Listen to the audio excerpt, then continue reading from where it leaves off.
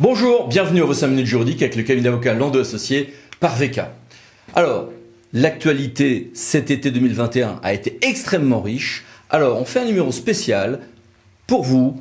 On rattrape l'actualité de cet été 2021 et du coup, pas de dossier, tout chousse, entrons dans l'actualité. Actualité qui, bien sûr, était dominée par les textes sur la Covid, avec évidemment la loi du 5 août 2021, rendue à la suite d'une décision du Conseil constitutionnel, des premiers décrets d'application, des circulaires et instructions d'application, et à la suite de ceci, des débats, des polémiques, des premières décisions de justice, que voici et que voilà.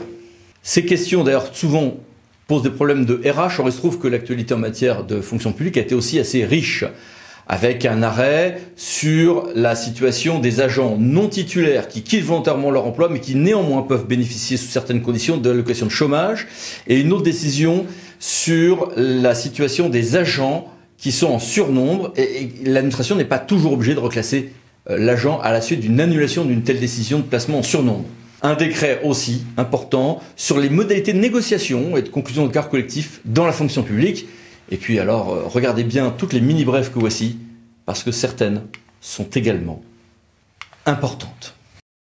L'actualité en commande publique a été dominée par ces questions de plafond. En effet, la CJUE a censuré l'absence de plafond, pourtant permise en droit français, en matière d'accord cadre et de marché à bon de commande. Et le 23 août, à la fois le Théâtre de Bordeaux censure des marchés français qui ne respecteraient pas cette obligation d'avoir des plafonds, et un décret est adopté, publié le lendemain, rétablissant ces plafonds pour les accords cadres, y compris marché à bon de commande, avec des délais pour ce faire, sauf que le juge français, lui, censure déjà maintenant. Incertitude en revanche qui disparaît, c'est pour les CAO et les COP des syndicats intercommunaux ou mixtes. Eh bien, on sait désormais qu'un délégué, même suppléant, peut être membre titulaire donc de ces CAO ou COP. À partir de 2022, il faudra par ailleurs appliquer un nouveau modèle d'avis pour la passation des marchés entre 90 000 € et les seuils de procédure formalisés. Et pour les services commande publique, évidemment, besoin maintenant de prendre en compte deux nouvelles lois. Un gros volet dans la loi climat et résilience du 22 août et 2 jours après, loi du 24 août, notamment en matière de laïcité. Et puis toute une série de mini-brèves, là aussi, que voici, que voilà.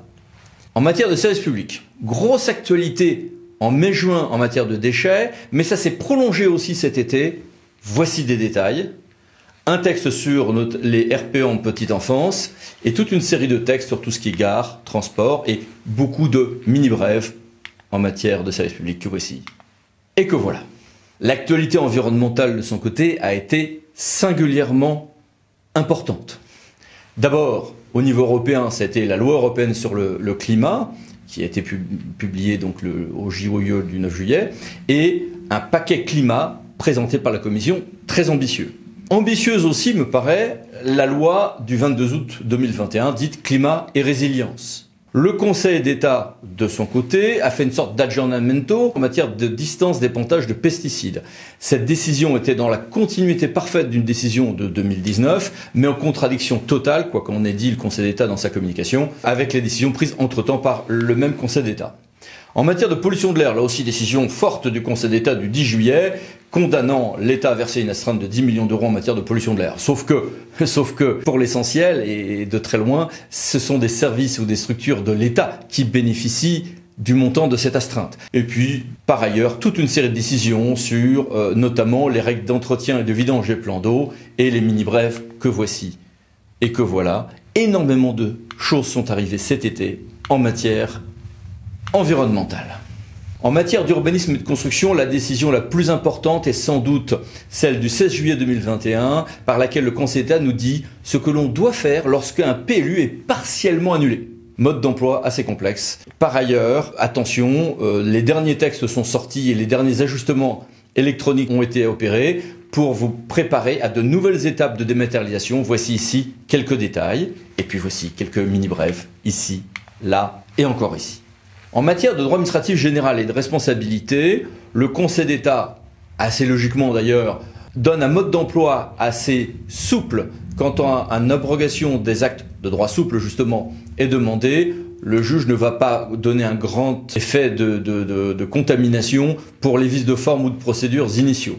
Est-ce qu'un courriel entre un maire et des élus est un document administratif communicable? A priori, non. Quand dans un acte, il est indiqué que l'on va afficher, par exemple en l'occurrence une délégation au profit d'un agent, est-ce que ça présume que ça a été fait? Eh ben oui, ça fait une sorte de présomption comme quoi c'était fait, nous dit le juge administratif, avec un bel optimisme. Et puis évidemment, en droit administratif aussi, notamment pour beaucoup de questions de laïcité, de subvention, de pouvoir de police, il faudra prendre en compte maintenant les nombreux apports de la loi séparatisme, respect des principes de la République, ou RPR, du 24 août 2021, et puis toute une série de choses en matière d'archives, de domanialité, de responsabilité que voici. Et que voilà. Institutions et pouvoirs locaux maintenant. Des délibérations, en l'occurrence c'est un conseil municipal, mais ça pourrait être peut-être d'autres organes, qui ont un objet commun. Plusieurs délibérations ayant un objet commun peuvent donner lieu à un vote unique si nul conseiller municipal en séance ne s'y oppose.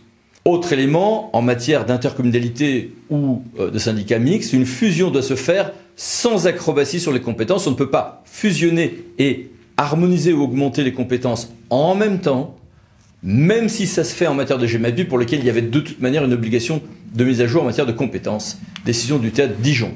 Est-ce qu'on peut être maire sans avoir été candidat pour ce faire? Réponse, Conseil d'État, 9 juillet 2021, et puis toute une série de mini-brèves en la matière que voici. En matière d'élection, le calendrier est clair. Présidentielle, 10 et 24 avril 2022. Législative, 12 et 19 juin 2022. Et puis évidemment, de nombreuses décisions avec des informations que voici. Et que voilà. Voilà. Bon courage pour la reprise. À dans 8 jours pour une édition plus classique des 5 minutes juridiques. Pensez à vous abonner. Merci. Au revoir.